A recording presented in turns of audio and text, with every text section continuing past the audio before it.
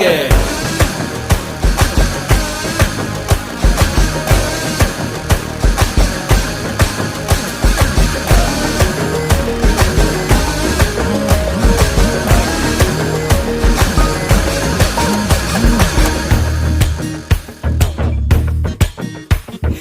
Apple போன போல கையில எடுக்கவா, உன்னை அப்படியே டச் பண்ணி கொடுக்கவா.